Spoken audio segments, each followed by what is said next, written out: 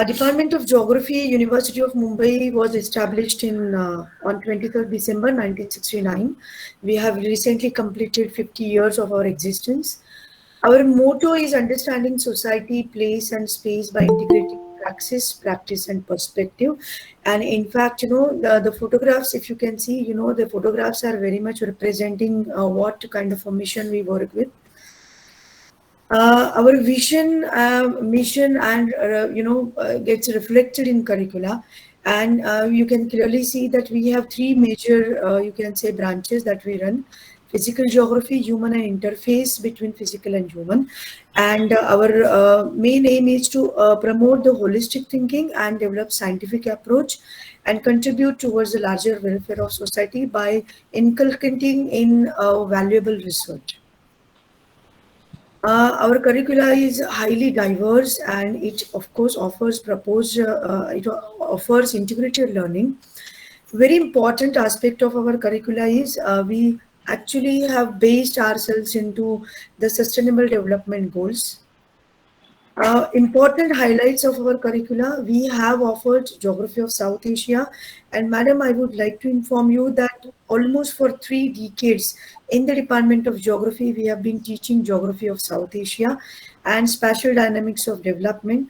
We also teach geopolitics of and international relations.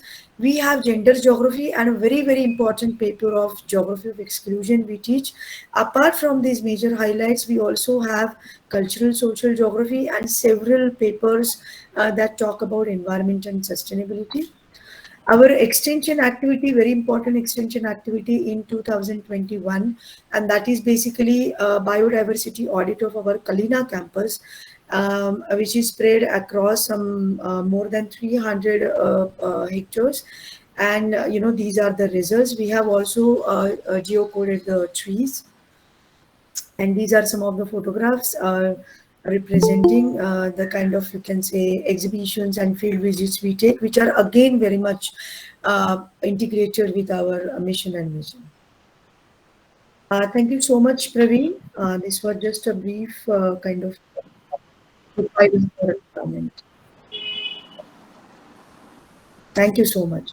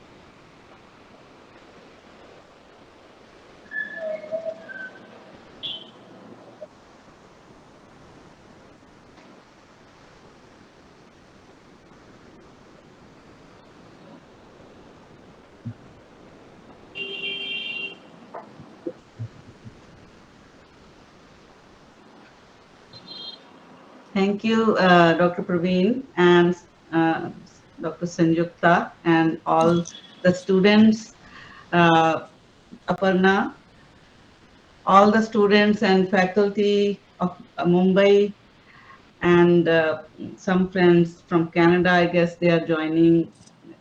Thank you, everyone. It's evening time here, 8:15 p.m. Hopefully, people must have finished their dinner and breakfast in respective countries. So, with so much of praise and good word, I don't know, when Dr. Praveen asked me to give a talk, first thing was that I'm not a geography expert. I don't know what I'm going to say to the experts. So I'm very much humbled to be invited. First of all, I want to know, do you hear me? Like my voice is Yes. fine? Yes, ma'am. Yes, ma'am. Yeah, so the topic, this cross-cultural capacity building, which is also called cross-cultural competency. So the word competency is already conflicting. So when I used to do multicultural programming and celebration of anti-racism day, somebody mentioned to me, why do you call celebration of anti-racism day, why don't you call racial inclusion? So we must use the positive terminology in our communications. So since then I changed the word from cultural competency to cross-cultural capacity building, because that opens the doors for all of us.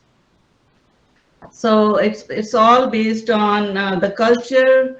I don't need to give the definition of culture because there are multi layers of culture uh, based on the geographical boundaries, environmental issues, and the political systems around the world. So culture keeps changing. Uh, Again, I'm saying I don't know the geography of South Asia very well. Wherever I have traveled, I have learned it through my experiences. So whatever I will be talking today will be through my experience and my lots of my personal stories.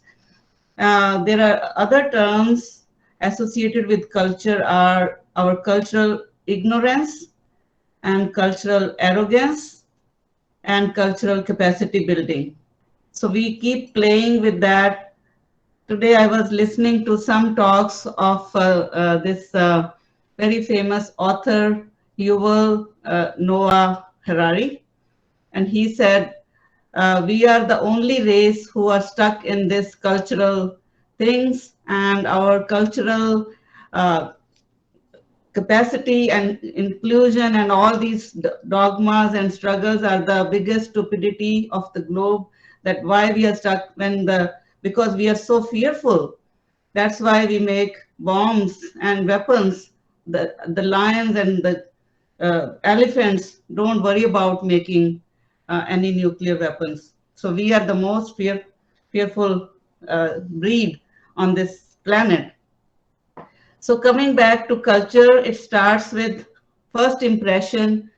I don't know what Dr. Praveen saw as a first impression, that the moment after we joined on LinkedIn, after in within 5 minutes he asked me, can you talk on cross cultural capacity building? So I have no idea, maybe he can answer later, what was his first impression about me and how we make first impression uh, and assumptions.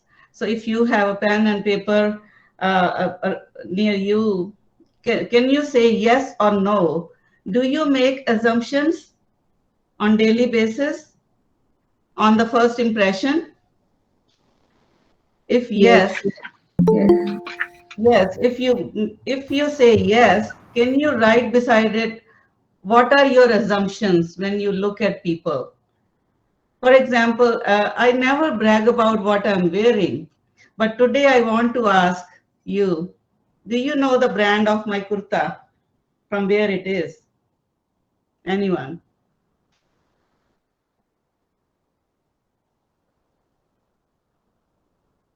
And do you know the brand of my earrings? I'm talking very, very simple stuff. Being a woman, we are very, very curious about what other woman is wearing. So I'm asking you, do you know the brand of my kurta? From where it is? I intentionally chose to wear this for this talk. If anybody can tell me, I can get up a little bit to show off a little bit more.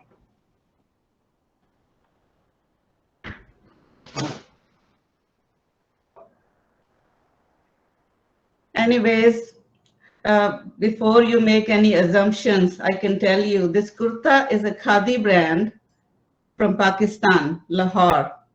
Pakistan also have a khadi brand. And my earrings are the lapis lazuli from Peshawar, Pakistan. So by looking at somebody's attire, we always think somebody is Indian or somebody is either educated, non-educated, urban, rural. We started making assumption within 12 seconds. There is a study, I found a paper, they say within 12 seconds, people can make assumptions of 12 things about you, whether you are a professional or non-professional, you are educated, non-educated. Maybe by the facial expressions, they can say that are you, mm, where do you work? Like they can judge. Immediately people start judging about you. That is the first, that's the human nature. I don't think animals and trees do that. We are the worst species on this earth. Or maybe the best species on earth, that our brain is developed. And we simply immediately judge to the ancestry, and we ask the first question, where are you from? Like Asian, South Asian, European, and so we want to know the person, which is also a good thing, and the gender. And these days, other than male and female, all different genders are there. The way people walk and talk, we also start guessing their gender. From the skin color, I'm also very judgmental about people. I'm saying it's not that I'm talking about cross-cultural capacity building, that I'm not judgmental. It happened to me that when I saw a brown-skinned girl with the turban, which is very common, like those who practice Sikh faith. So I saw her in a meeting, and immediately I started talking to her in Punjabi. And after 2 minutes, she was looking at my face. She says, "Madam, I can't understand Punjabi. I'm born in Canada. I have no idea what you're talking about." So I made an assumption that a Sikh girl, brown face, I should talk to her in Punjabi. So there are so many misconceptions and assumptions and judgments about people, and then we start labeling them. People who do crime, those who are in the prisons, we label them permanently bad people. But I tell you, the people of prison, the street engaged women with whom I volunteered, they changed my life to an extent that I started reading Bhagavad Gita so deeply, and I started going to Vipassana meditation so that I can interact with them to their level, because they were so spiritually enlightened, the people in the prison. People make assumptions that those who are in prison, they are bad people, but they transformed my life. So there will be many examples around that, and around the assumptions and our cultural, there is one cultural ignorance and there is cultural curiosity. So when Praveen posted this link on the LinkedIn, one Canadian Caucasian friend called me and he said, "Is your talk in English or Hindi?" I said, "Come on, I'm giving a talk to University of Mumbai students and the faculty. It will be in English." And he said, "Oh, I thought people in India don't know English. That was a big, big assumption. Sometimes people globally need to understand each other. The capacity of the globe, that is a big ignorance or or the cultural curiosity. I didn't feel bad about it, because when people are ignorant, they don't know about the other side of the world. There is nothing to feel bad about anybody's ignorance about the culture. I was also culturally ignorant and maybe immature when I was growing up in India. I share one story. When I was growing up and I was working in IIT Delhi in my mid 20s. I was not married that time. So at IIT Delhi, there was a young, handsome student from France came to work with us for 6 months, and of our age and very handsome. And then when he came on his first day, he wanted to greet us with a French kiss. He just leaned towards me and other girls, and I said, no, no, no, no, no. This is not the way we greet. We do namaste. And he said, what is this? I've never heard about it. He was ignorant about my culture, and I was ignorant totally. Now the world, through internet, this globally people know the culture. But those days there was no internet. I don't think I had a cell phone, or I think computers were not that common. So he said, are you sure you don't want this? In France, when we don't greet girls with kiss, they mind it. And I said, no, no, no, no, no. We do it like this. Stay away. But now I regret. I missed almost 180 kisses from that young, handsome man. How ignorant I was. Now I miss it. But jokes apart, that was my ignorance. And there are now in this part of the world, when the Canadian Caucasian people show some ignorance towards our culture, I should not feel bad. Moving forward, so we will be talking about, maybe I'll quickly finish my talk in few minutes, and I will keep more time for our question and answers so that we can interact more rather than me talking. So we can talk about assumptions and biases, stereotypes. If you will have any questions about Canadian lifestyle, any stereotypes, because any one of you might be thinking to move to another part of the world, why not? Canada is very beautiful.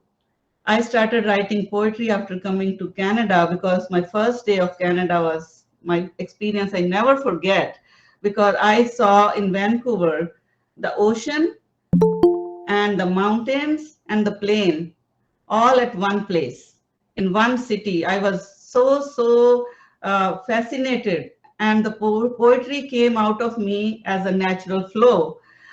So it is very beautiful. There is no doubt anybody thinking to move to any other part of the world. It is a good decision.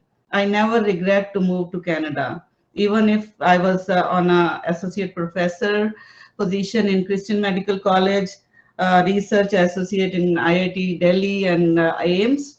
I have enjoyed very high profile positions, but in Canada, I'm doing, I think, much deeper work on grassroots closer to human life, which is very fulfilling and satisfying.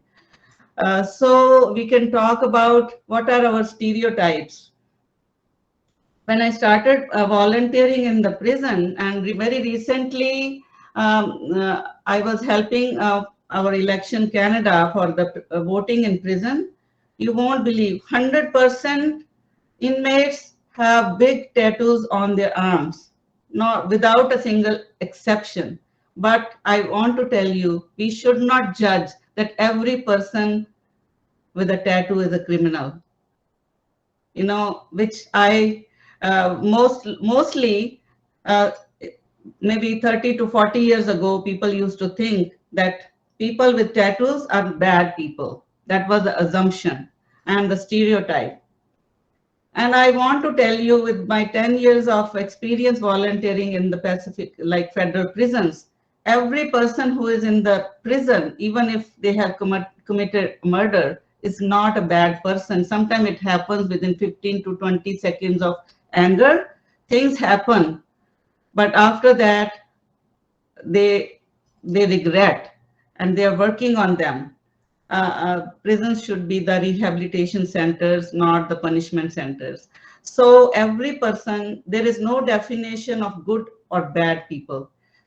I tell you my own cultural ignorances. When I was growing up, mine was an arranged marriage. So when I met my husband for maybe half an hour or 1 hour, so I was so fearful. I had an assumption and a bias. The guys who drink and smoke are bad guys. I won't marry a person who drinks or who smokes, or people who eat non-vegetarian are not good people. That was my height of ignorance. You know, when I came to Canada, everybody around me in all the restaurants, alcohol is served, people do smoke, people do, but they are not bad people. They are not bad people, right? Those are some habits, those are personal habits people carry. So we should not be judging people. Those who uh, drink alcohol, or yeah.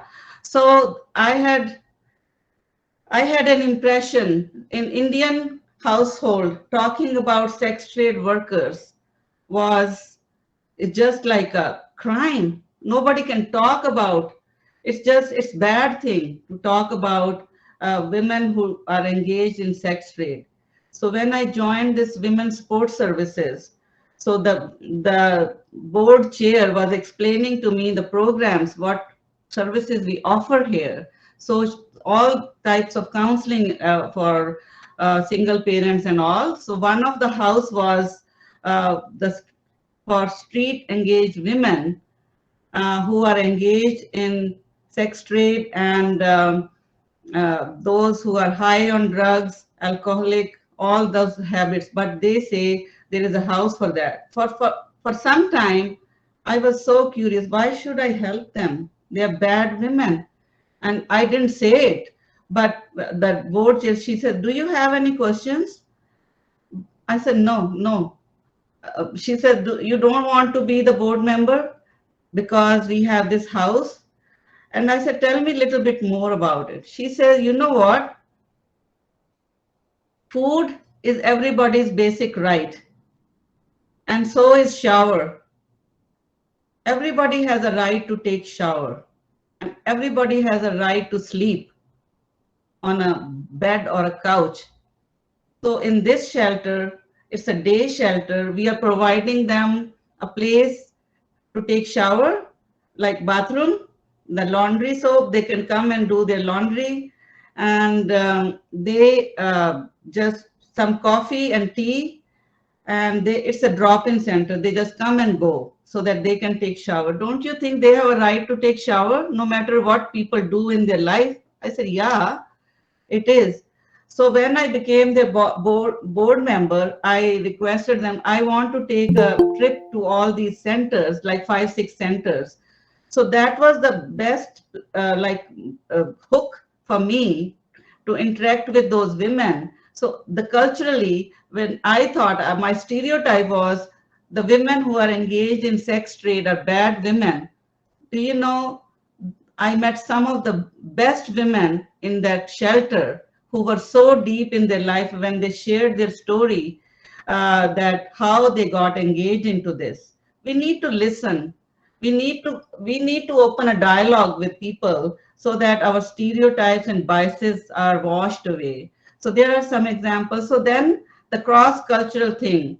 So I offered them, how about I cook Indian meal, or I teach you Indian meal, how to cook so that you become self-dependent in your life, so that you can also enjoy a hot meal. So that was very much cross-cultural understanding stuff. So they say, no, we want to learn how to cook. We don't want you to bring food for us. You won't believe my first day of experience cooking with them. my stereotypes and biases. I'm sharing this story so that we can open up and broaden our mind a little bit, which a woman 10 or 15 years ago, when I was choosing my husband, I was so much worried that the man I'm going to marry should not be drinking alcohol, should not be smoking. And this, I had that kind of stereotype. But while working with these women, they were drinking alcohol, they were smoking and doing drugs, they were doing sex trade every day. But we built a rapport and they said, come and teach us your Indian meal. The first day when I went, I forgot to take my belan there. I brought all the grocery, but I forgot my belan at home. You know what they gave me? They gave me the beer bottles to roll the rotis. So on my first day of cooking lesson, we rolled rotis with beer bottles. But they were so much fun and there was so much of learning and evolving out of it. They said, Kusum, we sell drugs and these beer bottles to earn some money. How about you teach us and like you come every week or every month, we can sell chapatis also on the street. Okay, $10 for 10 chapatis. I can make $10 in half an hour. I said, why not sell chapatis? So there was so much of cultural shift from selling drugs to selling chapatis. It was a big transformation. And it is not that I was transforming them, they also transformed me because I just thought life is much bigger than sitting on a couch in a big house and imagining my husband should not be drinking and smoking. These women do everything and still they are very good women. So assumptions, stereotypes, biases, one by one were fading away, which was so wonderful, wonderful. So what I'm doing today, what I'm living my life, I think that's the gift of those inmates and those street engaged women. They transformed me. So we will also talk about our own habits. So and how um, how we exclude people. And I want to give a paradigm shift to my talk. Generally, we are worried about, oh, the society discriminate with us. People are racist with us. People hate us. People do hate crime with us. People say this thing to me. Me. I'm always a vulnerable. Okay, today let us write. Let's take a pause. Write down, are you discriminatory with people? First question was, do you make assumptions? Most of you said yes. But now I want you to write down on your paper, yes or no, do you discriminate with people? Let us work on our own life journey. Forget about the world, what world do to us. For a moment, let us forget about what world do to us. Let us focus our own 5 feet 4-inch chassis. What is happening in our chassis? Do we discriminate with people? If yes, please make a list on what basis. Why do you discriminate with people? Don't be ashamed. It is a self-inventory we are doing today. So on what factors we discriminate with people? On the basis of their color, or color of skin, on the basis how they are dressed, on the basis what they eat. I'm telling you, I was discriminating in my brain. I'm sharing my own messy stories, what I have been doing all my life.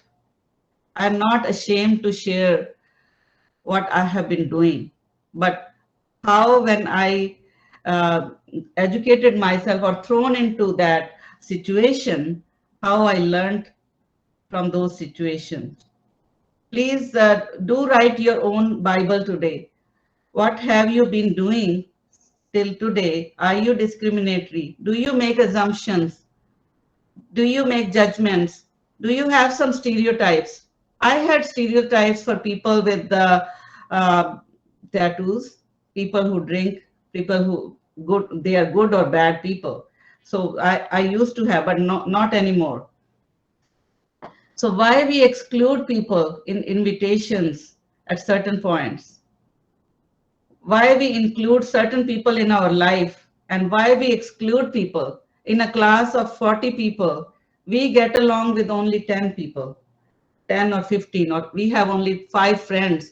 But why we exclude other people? Why we don't feel like being friendly with them? Just give a thought about it. What needs to be changed? We can't change other people. If we want, if anything can be changed, it can be about us. Only we can change ourselves to be a little bit closer. I give you another example. When I started celebrating a Diwali event as a multicultural coordinator in one of our city, so the original audience was almost 200 people, and somebody challenged me, if you can invite the police chief of this city to Diwali, he is very much white, and he doesn't like to go to South Asian events, then we will consider you are successful in breaking these barriers. So I went straightway to the police office. That was my first cultural shock. That is another, I had never gone to a police station in my life. Why should I? I have never done a crime. No FIR against me. So I have never gone to a police station. That was my first experience. I was just shivering that I'm going to a police station. I don't know what's going to happen. That was my misconception about going to a police station. Anyways, I took an appointment with him and I said, sir, would you like to come to our event, Diwali celebration? And he stood up from his chair and came and sat in front of me on another chair. He sat like this. He said, first tell me what is Diwali. I have no idea. I have never heard about this event. And I explained to him this all festival of lights, so Rama story, like Sikh story, all stories. In 15 minutes I shared some information, and he said, "Okay, this is something new to me, and I will come." So when he came and we had cooked the dinner at our Sikh temple, Gurdwara, and that was a free event for the community, and he liked our food so much. It was chickpea chane, roti and curry and all those, so much. And he liked the food that much. And after that, he called me to his office. He says, next year, when you guys cook the food, invite me. I want to help in the kitchen. I said, are you sure? Yes, I want to help. So then next year I invited him. Okay, we are cooking. Would you like to come? So he came in his uniform, white shirt with all full uniform. He came and started peeling our onions. And I said, why don't you do some lighter job packaging of our sweets, so that the tears were rolling out of his eyes, that all water. And I said, it's tough job. He says, no, it's still lighter than taser guns.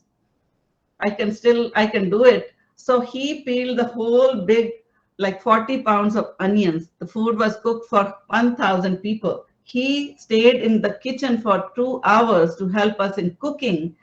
And after that, he said, okay, he sent me the Canadian laws. He said, can you translate them into Punjabi so that your community understand these are the Canadian laws, so that they don't disobey the laws, so that we have to punish less people. I invited him to the Sikh temple again, and I was translating what he was saying. So there was so much of cultural gap. First, he had assumption that no non-Sikh can go to Gurdwara, but I took him to the hall, prayer hall. So there are so many misconceptions and biases about the cultures. So we need to take initiative to break those barriers. Uh, in the end, these are all stories. You might not come across similar stories as me. Your stories might be different. Everybody has a life story who gets an opportunity to do some cross-cultural education or bring awareness to self and others. My experiences might not be your experiences, but you might have other experiences which you might think now and reflect. What did you do wrong in understanding others, so that you don't repeat it again? So about the cultural, what is a culture? Because we judge people on the basis of religion. Hindu people are like this. These days, any person is correlated with Mr. Modi. And any Hindu person is Modi Bhagat, which is not true, right? So Muslim any Pakistan person is our enemy. But I'm telling you, I visited Pakistan in 1997, and the people gifted me this kurta. I prefer to wear this today to pay respect to those friends who gifted me this. It's a khadi of Pakistan. Khadi is not the monopoly of India and Gandhi. Pakistan also have khadi brand. And the precious stones are not the monopoly of Ladakh and uh, our India. Lapis lazuli is also available in Peshawar. I got it from Peshawar. It is a specialty of that place. And from there we traveled up to Khyber Pass. So there, people now, I know selling drugs is a bad thing. I know that. Whole world says that. But when we went to Khyber Pass, it's all slate mountain. I'm talking little bit of geography now. All slate mountains. I visited that place. The houses are size of kilometers. And the richness of people there is how many rocket missiles they own, not about the gold and the cars. In our countries or in West, anybody who has expensive car is considered to be rich. But in Khyber Pass area, the richest person is how many rocket missiles they own and how many rifles they have. And what they do is, I said, what do you do there? Because there is no vegetation. And they say, we sell drugs. That's our trade.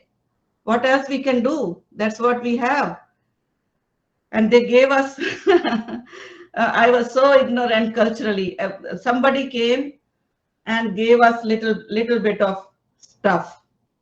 And I also accepted. My Pakistani friends, do you know what you're accepting from them? I said, no. They said, they are giving you drugs. Give it back to them. You will be caught on the border. I said, okay, thank you very much. Here I accept, and now I give it back to you. I accepted it. It was with love you gave. But cultural cohesiveness, I want to tell you that in the dhabas of Khyber Pass and Peshawar, there were pictures of Hema Malini Sridevi and Zinat Aman. And the songs were Bollywood songs, were played in those dhabas. So they still love, and we in India still love Noor Jahan, Ghulam Ali. No matter how the geography is shrinking in the country, the boundaries are shrinking. Our India used to be from Afghanistan to Sri Lanka. So that's how, but the seeds, the genes are still there. People still like Bollywood songs there, even up to Khyber Pass. When I had to visit there, I asked some friends, what should I bring for you? They said, the women said, bring your bindis. We miss that. We don't get bindis here, our kumkum, bindi.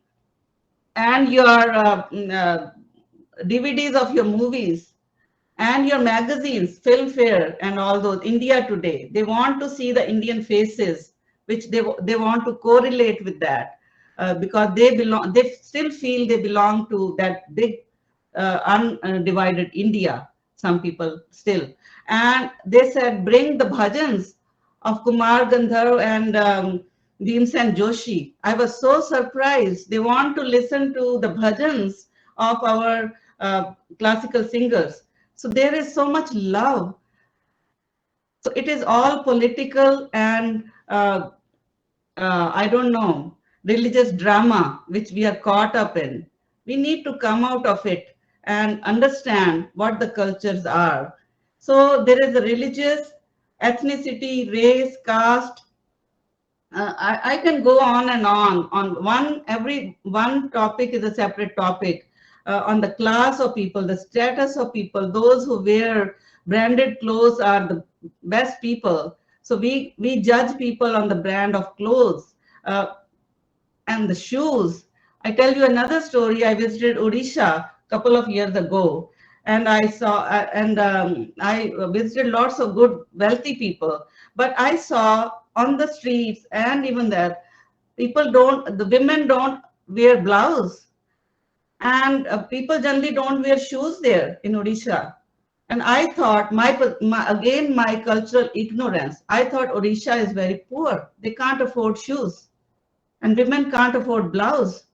But when I came home for the dinner, the general manager of that newspaper, Samaj, they invited us for dinner, and I saw that that woman was also not wearing blouse and shoes. I thought she's the general manager of a newspaper, and she can't be poor. She is wearing this 5 tola gold chain here and bangles.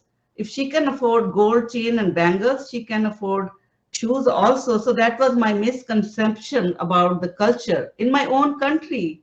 Forget about Canada.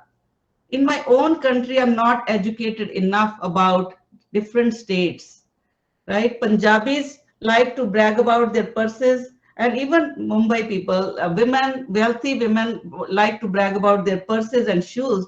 But the women of Odisha, they don't wear blouse and shoes. That means they are not poor. So sometimes we make assumptions from their dressing sense. And the values and norms and traditions, values I've already said that sometimes we make our personal values based on what we listen or read in the scriptures and what our pundits have taught us. We make those assumptions and those are our values, but we don't pay attention what should be the value. Human value is the best value. The Buddha, the super scientist, he said, everybody's blood is red and everybody's sweat has salt in it. That is the common denominator we have. Everybody, go anywhere in the world. There are so many common denominators around culture, money. You give money to anyone, American dollars, nobody will say, I don't want. They can say, I hate America, but nobody hates American dollars. So I want to just give you some tips about cross-cultural capacity building. First of all, we need to create our awareness about different cultures before we judge people or judge the cultures, American culture, Chinese culture, North American culture, or European culture. We need to create our awareness. It is just like my friend asked me, is your talk in English today? So he doesn't have awareness that people in India also can communicate in English. That is his cultural ignorance. I said, yes. So we need to create awareness about different cultures before we judge. Then we build our attitude about different cultures. Is our attitude generally positive or negative? How it is? And then acceptance. We should have an attitude of acceptance and cross-cultural capacity building. Then the capacity building will happen. There are different cultural traits like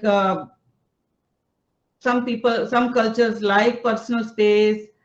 In some cultures, hugs and kisses are considered good. In some cultures, namaste is good. In some cultures, WhatsApp. Now there is a new millennial culture of youth. Sometimes the answers are very one letter. How are you doing? In WhatsApp, they say K. They don't even say okay. So that's also a culture.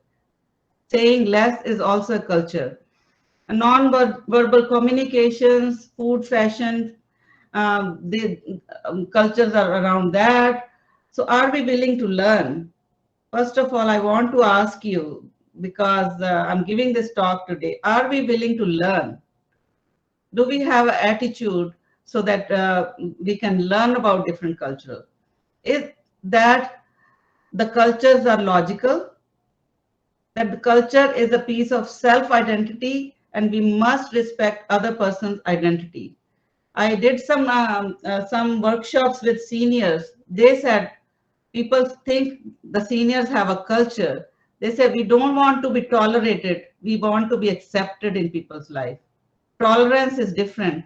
We don't want to tolerate other cultures. That's also a very negative energy. When we tolerate other people, we are still not accepting them. They say we want to be accepted, not to be tolerated. Do we want to learn that cultures are visible and invisible? Cultures are evolving. Do you agree with me that cultures are evolving? The culture, even the Indian culture 300 years ago is no more there. That some people used to eat with hand. Now people prefer to eat with spoon and fork. So cultures are changing. That cultures are tied to a society, not to a country. We should not say you Indians or you Canadians or you Americans. It's the societies which make the cultures.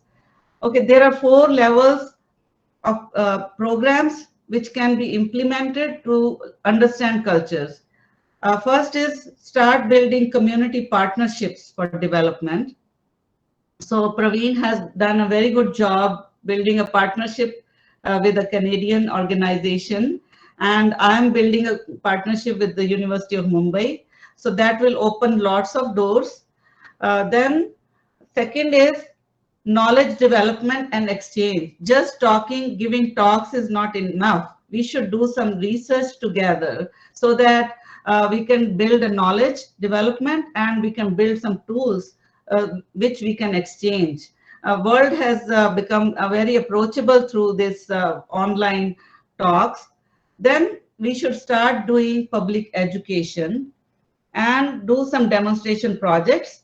So the demonstration project, for example, there are lots of efforts being done through social media and media. Even I'm so impressed with the film Shang-Chi, the Marvel movie, which is made taking Chinese characters.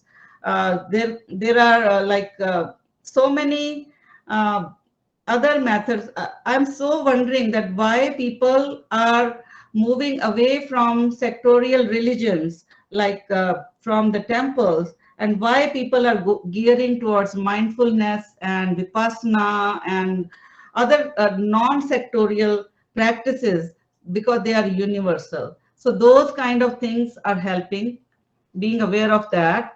And we can build some resources and toolkits together globally, not only Canada and India, but with Russia, China, and all. So those kind of things. So I think I'm almost time. I just want to read a small couplet. How we are doing with time, on time. So I just want to read a small poem which is written by Italian author, again cross-cultural understanding, Gio Ivan. He gave a very good tip which I like. This I saw this poem a few days ago, that try to travel, otherwise you may become racist. And you may end up believing that your skin is the only one to be right, that your language is the most romantic, and that you were the first to be the first. He says, travel, because if you don't travel, then your thoughts won't be strengthened, won't get filled with ideas. Your dreams will be born with fragile legs, and then you end up believing in TV shows and in those who invent enemies that fit perfectly with your nightmares to make you live in terror. Travel, because travel teaches to say good morning in everyone. Because travel teaches to say good morning to everyone, regardless of which sun we come from. Travel because travel teaches to say good night to everyone, regardless of the darkness that we carry inside. Travel because traveling teaches to resist, not to depend, to accept others not just for who they are, but also for what they can never be, to know what we are capable of, to feel part of a family beyond borders, beyond traditions and cultures. Travel teaches us to be beyond travel. Travel, otherwise, you end up believing that you are made only for a panorama, and instead, inside you, there are wonderful landscapes still to visit. So, this is a poem by Gio Ivan from Italy. In the end, because I also write poetry, two lines I want to say for Praveen. He is my newest friend on this earth. We met only a week ago. This is my message to you, Praveen. This couplet I wrote a couple of years ago for Pakistan people. ऐ मेरे दोस्त, ऐ मेरे दोस्त अगर मोहब्बत का शौक रखते हो, ऐ मेरे दोस्त अगर मोहब्बत का शौक रखते हो तो चल दो कदम साथ चलें, नफरत की तंग सुरंगों में नहीं, खुले आसमां के तले, चल दो कदम साथ चलें. Thank you.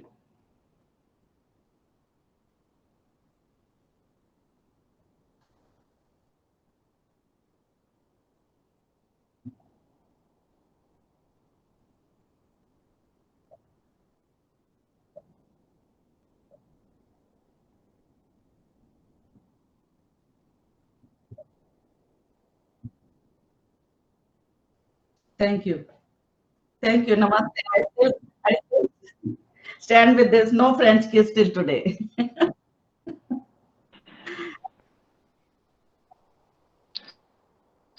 Ma'am, good evening and good morning from India. Ma'am, actually, I don't know who is asking me question. I'm Ishwarjit, ma'am. Okay. From Sikkim University. Sikkim is located to the one of the northeast of India. Yes, I have visited Sikkim. I had a story of Sikkim also, actually. Oh, it's nice, ma'am. Ma'am, actually, my question is like how kind of the prejudice or the perception we need when we interact the another cross culture or different culture. So what would the best way to have that kind of mentality to approach the another cultures, to have to get the best way to interact? So I go back to my four A's, which I mentioned. Awareness. First, you create awareness about that culture. Study a little bit. Either you visit or you read about that culture. Then build your attitude, positive attitude. When we approach people with the positive attitude, half of our prejudice is already melted away. It's all within us how we approach a culture. If we approach with negative attitude, then all the negative energy all the questions will be negative. But so attitude has to be positive. Then accept them as they are. Don't try to change them. My Sikkim story is when we visited one house. They served, the moment we went there, they served us with alcohol. Oh. You know? Me and my husband said, we don't drink. They said, really? Then what? When somebody visit your house, what people serve? I said, we serve with tea or coffee or nimbu pani or something. They say, this is what we serve. So that was being. If we had a negative attitude, both of us could say, oh, they are bad people. They drink. Okay, but that is the culture there. So yes. So positive attitude, awareness. We should have awareness that in Sikkim this is the culture. So then we won't have negative attitude towards them. Then accept them. Like this is their culture. This is they make there. So different types of liquors are there. Pan liquor and all. I remember I purchased some for my colleagues. And then attainment. Then just have a settlement that this is their culture. Accept them. as they are. So respect for all, I didn't touch a little bit. So respect people as they are, not as they should be. Okay. So this is Okay. how this is how we can approach towards the. Ma'am, thank you so much. You have given a very detailed and precise. And one follow-up question, though, if you don't mind, and if you have given that permission to ask that another follow-up. Ma'am, this is a common, which is very popular or very forceful in our society, where women's, it is not from the men. Women's are, no, that forwarding the kind of the women discriminations, women empowerment, and which is not, I mean, in the men folk. But how you perceive this kind of the movement or the kind of the women empowerment, which is so important as you as a women feel, not which we don't. I mean, men. We means men folk, because we are born and brought up by the women, and we don't have that kind of mentality. How so serious these things which make no a kind make a platform where the women are now speaking like to in that way of no treating differently, that women are discriminated. So it's a very difficult situation how that no women's this yeah, propagated. So how you feel that, ma'am, that women empowerment, it is, if it is not discriminated with that kind of, but somewhere in the society, in the family, there happen this women yeah, domestic violence, and somewhere some kind of the mistreatment. But by taking to, so earlier there was the story, the history was different, but presently, is it so necessary that to think, no, to groom among the women to think that we have been treated wrongly, discriminated by the majority of the society? Is it, do you feel, is it very important that the way how the women sensitize the issues? So first of all, being a woman, I never feel I'm vulnerable. I feel sorry for the men. Nobody talks about their empowerment. They are so vulnerable. There is, everybody talks about women empowerment, women talking about women empowerment, and men talking about women empowerment. Actually, they are not so vulnerable. Every woman should learn some self-defense mechanism like karate or something. If somebody attacks them physically, they should be able to face it. Okay, and being a reproductive physiologist, if Praveen read my bio a little bit more deeply, I'm a human physiologist and I'm a reproductive physiologist. All my life, I worked on male contraceptive at IIT Delhi, and male infertility was my top thesis. So from a physiologist perspective, let me tell you what is the difference between men and women. So women are the only creatures on this earth who are gifted with a womb and eggs, 400 to 500 eggs all their life. They can carry a baby in their womb, which men cannot.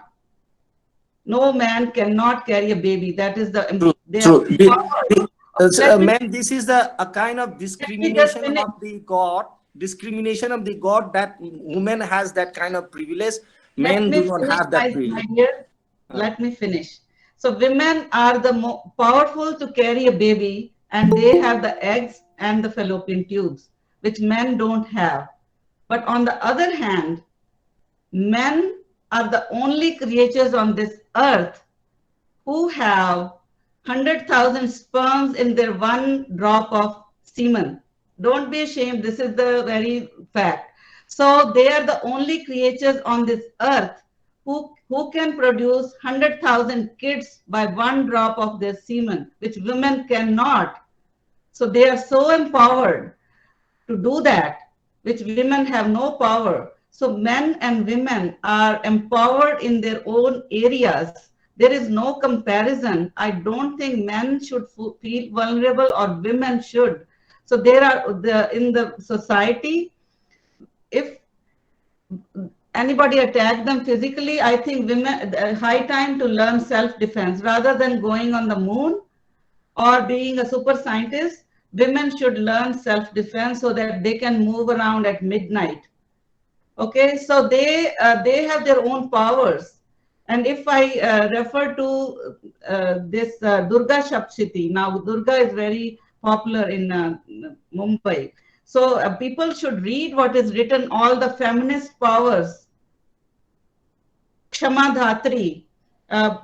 Women have the powers, all the feminine power. Chapter 5, please read chapter 5 of Durga Shapshiti. All the feminine powers are gifted, not only to women, but men can also have Kshama. They can also be Kshama Dhatri and tolerant, like loving and compassion and all those feminine powers.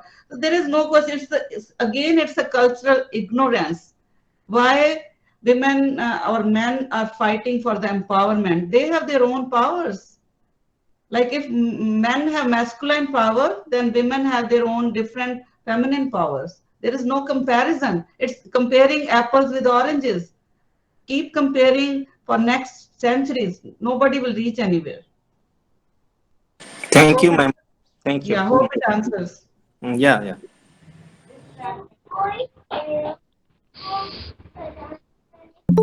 Good morning, ma'am. Good morning, Praveen sir.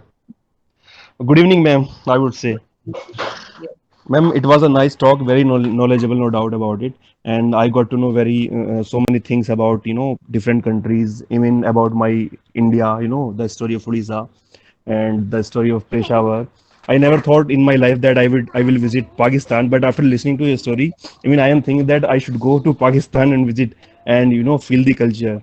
Thank you so much, ma'am, for the knowledge. Absolutely. We should travel more, and there was so much love and affection given by Pakistan right from Lahore to Peshawar. Lots of love we received. There was no judgment.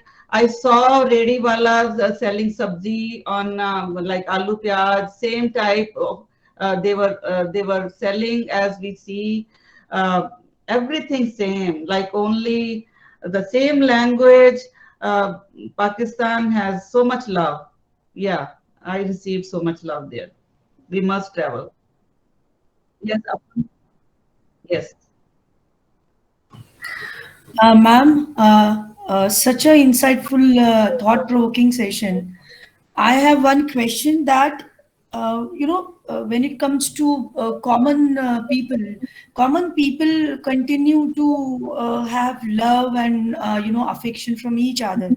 And as you said, it is the politicization of the whole culture. It is the cultural politics. I have a question that how we can really educate politicians vis-a-vis this. I think it's a high time that now we are leaving everything to the politicians, including policy making and everything, and how they can be educated. Because that's I think that if they are educated, I think there might be some change.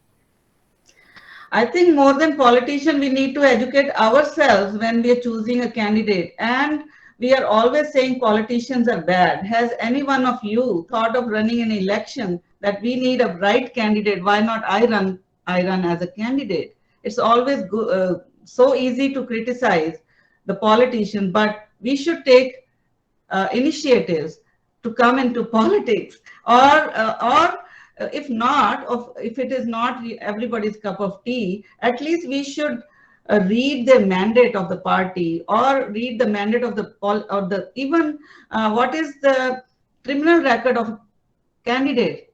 So many criminals are running the elections. They still win the votes. Why do we vote for them? We need to educate us so that we bring the right candidates and right parties. No fundamentalist should be running the country, or no, there should be secularism, because global energies are moving towards secularism. We are the ones who choose them. Yeah, I don't know how to educate, because or there should be some educational criteria that below graduation, or then constitution has to be amended, but it's us who choose them. Yes, ma'am. Yes, ma'am. Yeah.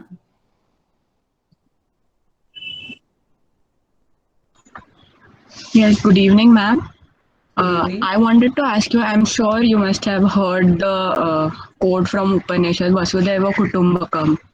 So, do Yes. you think that if not all the cultures, but every country, if they, abide by this one small sentence, so will that make a difference when to acceptance of different cultures?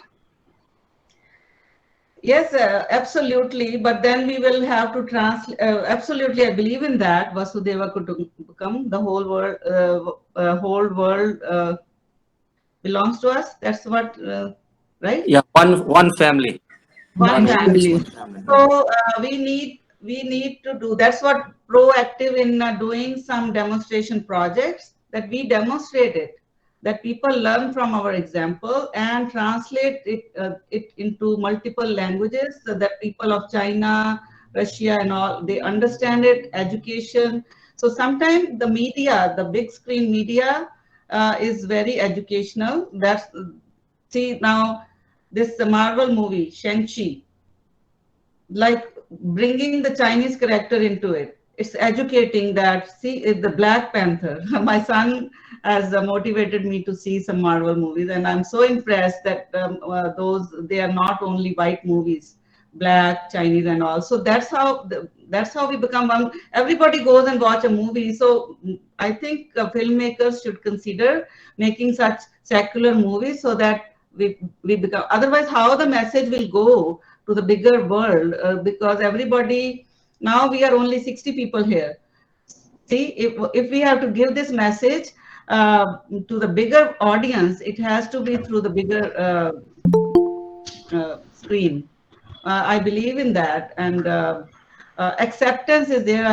There is a limitation of time. I could have given you the story from Upanishad, how the three elements, this water, air, and uh, water, air, and fire, they had a discussion who is powerful. So they could not reach any consensus that who is powerful than others. So all have to work together to create life. Origin of life cannot be created with one thing. It's a panchbhutan. We can learn from nature. Yes, thank you, ma'am. Yes. Thank you. Praveen sir, may I say something?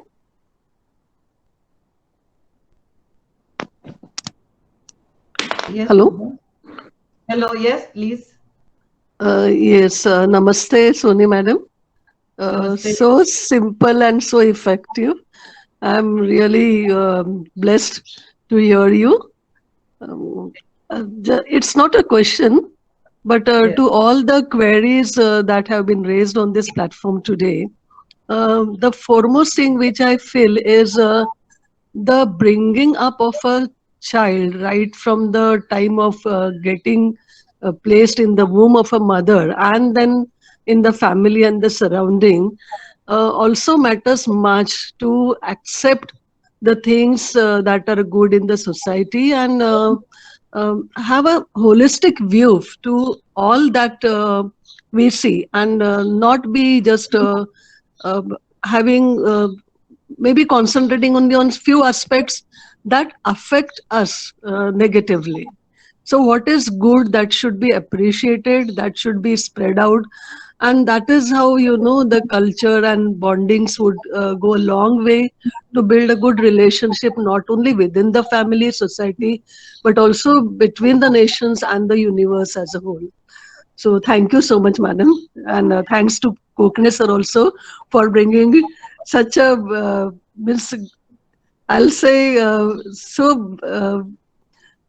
good speaker. I'll say I heard it for the first time. So nice, so nice. Thank you, madam.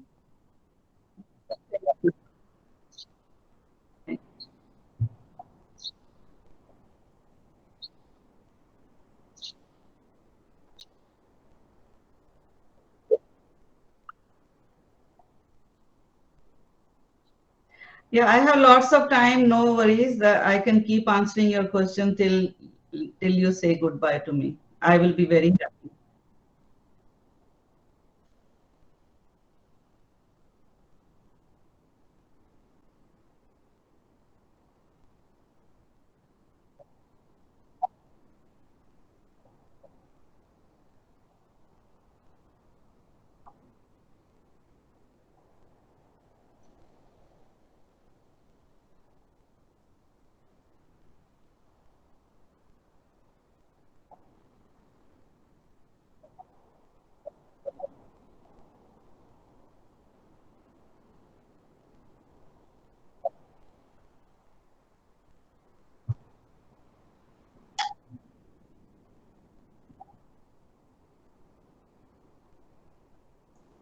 That's a very good question. I wanted to bring this in my, I thought my talk will be too long. That's why from the sectorial religions and castes, people are moving away from them. People are, especially our youth and the next generations to come, you will see that our temples will be empty, and they are losing their faith in those sectorial religions and caste divides. And 2 times I went to Vipassana course, if people are aware of that. There is a wait list of at least 1 month to enter. Why people, and both places when I went, there was 80% of the people were youth. I was so surprised at their age. I didn't know what to do with my life. Uh, how come, I asked them, how come at such a young age you are coming to Vipassana? And they said, this is the right age to start thinking what we need to do. Because what I heard there, it boils down to all we are only mind and matter. We are no caste, no religion. If we remove everything, all my branded clothes, whatever, we boil down to mind and matter, and we are the bundle of vibrations. So vibrations have no caste, they have no religion. Vibrations are just vibrations. If you get angry, your heartbeat is increased. It's a direct connection. So your heart is not a Hindu heart or Muslim heart. So that's why our youth is gearing towards facts or cognitive thinking. A real there is some kind of behavior they learn from there. So that is non-sectorial. People are gearing to. People are tired of sectorial religions and all the dogmas. What is associated with that. So I think youth is getting awakened. We people of my age are still struggling. Should I still do Durga Puja and Vipassana, or should I go to Vipassana only? We are still struggling. The duality of one foot in one boat and the other there. We are the generation who is struggling. I think youth is very clear about their agendas, what they want to do with their life. They want to be professionally successful. They want to have clarity of life, no gossips, and they just want to focus on their breathing. That's why the mindfulness centers, the retreats are full, and temples are getting empty these days. I'm not talking about rich temples. They have their own marketing style. They still are successful, but by next 100 years, nobody would like to sectorial religious places. I'm telling you, the issues of Ram Mandir and Masjid and all, they're all going to be finished. Nobody believes in that at this age. At least youth I've seen. My kids are not interested to discuss Ram Mandir and Masjid and all, and nothing else. They just want to relax at the end of the day when they come home after day's work. And relaxation through breathing is the only religion. We need to relax. That's it. I hope it answers your question, Praveen.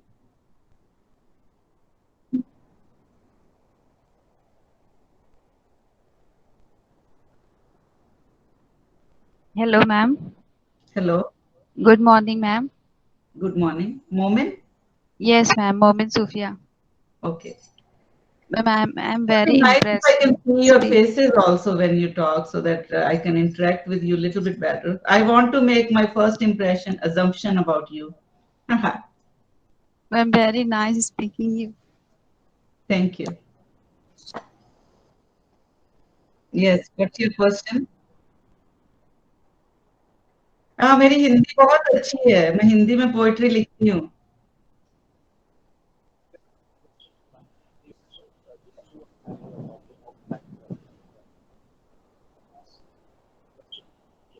Hindi is my Okay. first language. Yes, Hindi is my ma'am first आपकी language. Poetry बहुत अच्छी थी, आपने जो Praveen sir के लिए लिखा। Thank you. और आपका पाकिस्तान का experience. Thank you. Ma'am I am also Muslim. That's nice. Momin Sufia. Yeah. Yes, ma'am. Yes.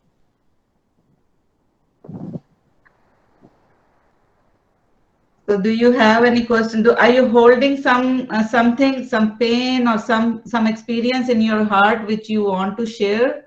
You know, I have eaten in one plate with my Muslim friends. So I have that was another experience of breaking cultural barriers. People think that there is a assumption that we should not be eating with Muslims in their plate. In India, 30 years ago, people were doing that. I'm very open to say that the way the Dalits and Muslims and some castes are looked at by the majority people. We should talk about these openly. But I must say I have eaten in one plate with my Muslim friends, and I had a lady who used to cook in my house. She was Muslim, so that she was doing everything, feeding my kids and everything. So there is no barrier in my heart. There is no barrier.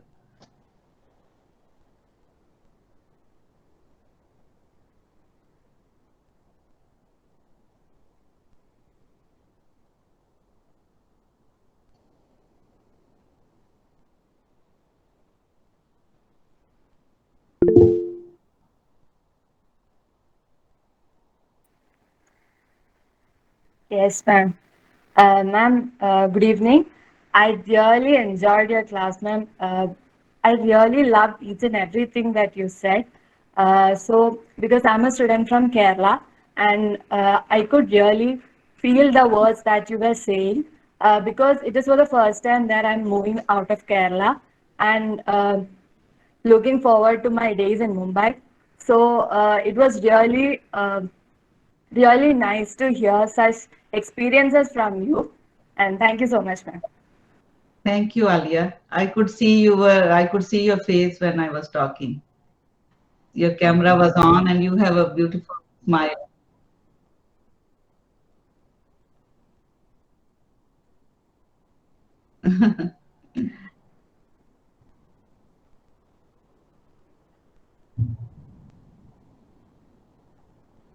Yeah, yes, John Thomas is here. He is my colleague here at University of River Valley.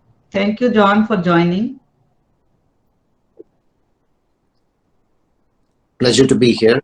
Great talk and very interesting. And I got to learn more about Kusum and her travels really across India and across the world. So great experience. I have traveled Kerala also. Wonderful, wonderful. Yeah. And I love dosa and sambar. I think perhaps. Except for Kashmir, I have traveled almost whole of India. Right up to Imphal. I went to Imphal, Sikkim, Nagaland, yeah, Shimla, yeah, lots of states, yeah. Every place is different, and they have their conceptions about us Punjabis, and we have conceptions about them, food, taste, their language, their style, even their body language. Look at the body language of Pathans. They have an attitude. And look at the body language of Bihar and Odisha people. They're humble in their body language, I'm saying. So much difference geographically, so much. Very interesting. Yes. Thank you, John, for joining. My pleasure. My pleasure. Please continue.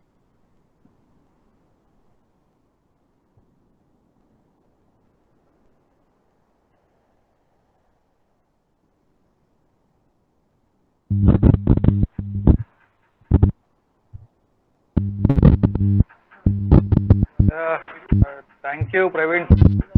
After a long time that we have interacted, and Kusum Madam, I would tell it was very wonderful session along with you, experiences and other things which you shared with every one of us.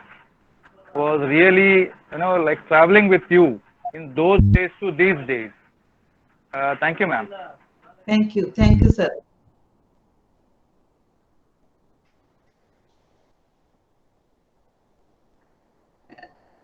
Yeah, thank you. Do you have any questions, Mr. Hona?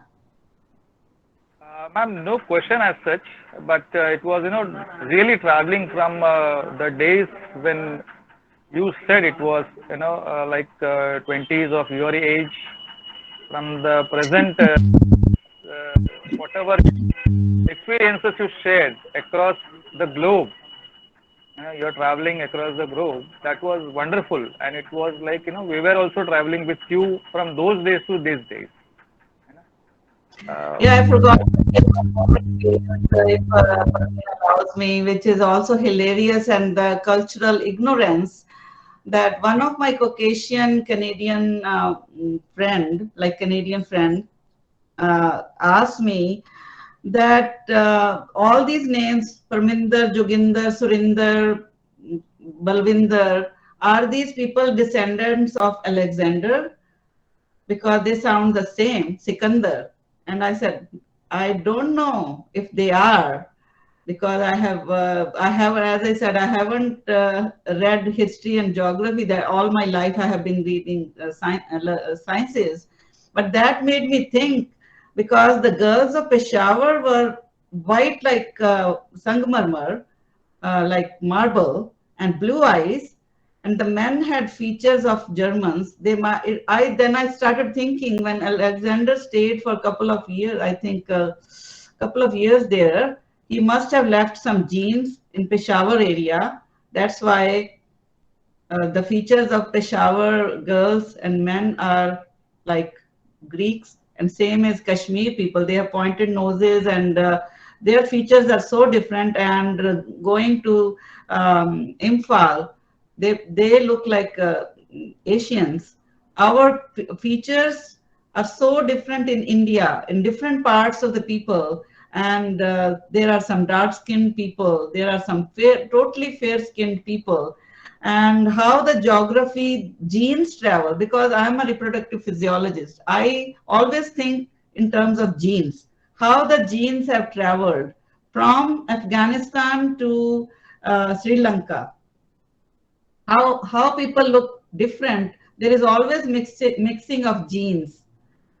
And in Pakistan, it was visiting Pakistan was not that culturally different as I visit Rameshwaram, or this what is our tip, Kanyakumari. The cultures are so foreign to me in Kanyakumari than visiting Pakistan. But how people look different? Have you, the geography experts, have you noticed this difference of features? And does it fascinate you? To me, it does. There is so much mixed breeding happened over centuries, which is very interesting. If I have any professor, I would like to do the genetic mixing of different geographical regions. Thank you, ma'am. Thank you.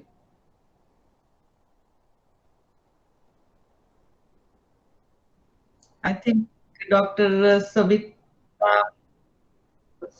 Dr. Chavan, want to say something?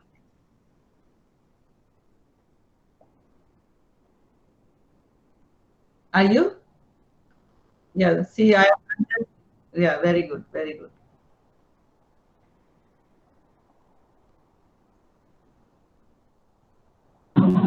Good evening, ma'am. This is Cynthia Nunes, geography student. I'm very much thankful that Dr. Praveen Kokne had arranged this lecture for us, because as you were telling your like experiences, like how you could before you could get married, you thought that I should have an husband who should not drink any alcohol or smoking. Same was my case also. Then, as you were telling regarding assumptions, ki how we assume people that who have like tattoos on their body are not good. So same experiences I also had before I could hear your lecture, but I think now the assumptions are very much clear that we should not see the people how they wear or how is their lifestyle or what tattoos they have on their body, but it is like it is all about our assumptions. So we should be very much clear that how the people behave or what are, how culture is different from each other. So by that I'm now very much clear that we shouldn't be assuming people by the way how they speak or wear or about their culture. So thank you very much, ma'am. Now I think so because of these assumptions much of my doubts have been cleared, and the way I look at the people will be now very be differently seen. So thank you very much, ma'am. I'm glad that at least one person changed the assumptions. Thank you. That was my goal, that somebody should we should be able to get out of this talk something, and there is so much to learn for me also, that people from different cultures are here. I wish I could see everybody's face, and I wanted to make some assumptions about you. Ma'am, very much sorry about because my small kid is there with me, so I couldn't on the camera. So very much Why sorry not? about that. Why not? I can see your kid also. But no, I don't want to pressure. I'm just saying it. It will be nice to see everyone, but that's fine.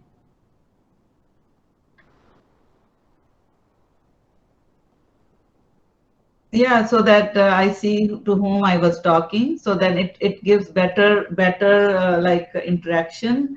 I know people through this online online talks, people like to keep their camera and mic on, but now it will be pleasure for me to say hi to everyone, so that I can also connect with you through your through body language and through your smiles and all, and carry some memories in my heart that to whom I was talking. That is the purpose. Otherwise, and I'm not going to judge anyone what you're wearing. Everybody's wearing what is comfortable to you. Okay, so I have stopped judging people on the basis of yeah, I think I must say I'm bringing this context of Vipassana again and again. After attending it, I just see everyone is mind and matter. Your vibrations are talking to my vibrations. You are my bundle of molecules and I am bundle of molecules. All the cultural perceptions have dissolved after that. I am a bundle of molecules with some vibrations. This particle physics, if you have studied, I am interacting with some bundle of molecules in this color or shape. That's all.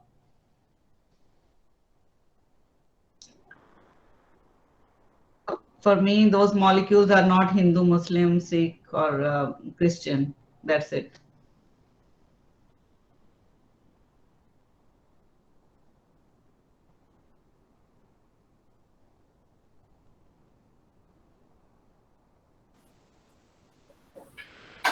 Praveen, can I say something?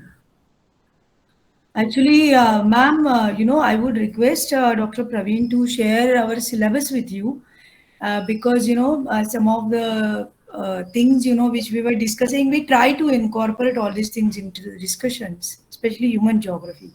So we would like to definitely share the syllabus.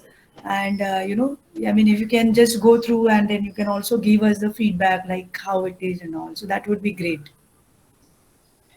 Sure, sure. Again, I'm saying I'm not a geography expert, but whatever feedback I can give will be good. Actually, ma'am, it is, the syllabus is, though, I mean, it's a special context that is brought in through geography, but we study many things, specifically like exclusion paper is there, social, cultural geography is there. One compulsory paper is there where, we discuss all these things. So, just your feedback, and we can also improve. We also teach South Asia and especially cultural parts. So because we are going to revise the syllabus also. So your inputs would be great. I mean, that would be really good. Yeah, thank you very much. And I must say, I'm interested in the last section of my talk. I will send my PowerPoint to Dr. Praveen. I'm very much interested in community partnership. If anybody, maybe we can think of some research, doing some research together, knowledge development and building some toolkits for human geography and human capacity building in cross-cultural awareness. Good Public morning. education, creating some pamphlet flyers. I must say be proactive in that. And some demonstration now media, films and all. I have some friends who are engaged in documentaries and films also. I don't know if they joined today. People are busy. So on a bigger scale, working on some documentaries, films and all. So that can be, so that education can be given on bigger level. You are sitting in the city of Bollywood, more chances. I don't mind helping you writing the script. Something because I love to write. So the projects must be done. Just here doing this talk and moving away from this is not enough. Maybe carry on. But you guys are in the subject.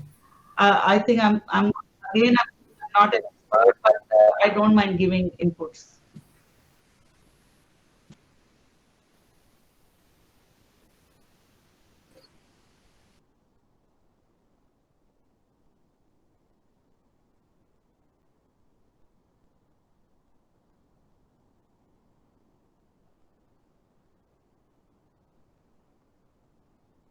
Talk with Leela Bhansali, Deepika Padukone, Shah Rukh Khan, and write the stories of human geography and catch hold of them to act in your stories.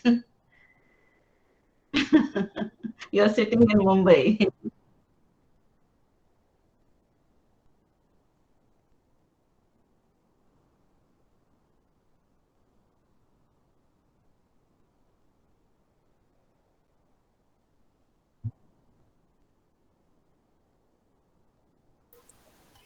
Yes, thank you. Thank you so much.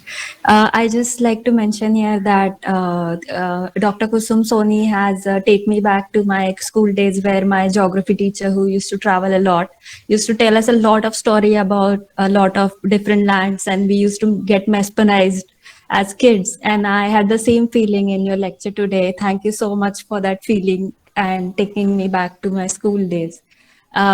And while talking about the cultural assumptions, you said, and you asked that, what do you think where my kurta or my earrings are from? And my obvious answer was Fab India, maybe. Uh, so you took me down in that very first talk of your session, and thank you so much for that.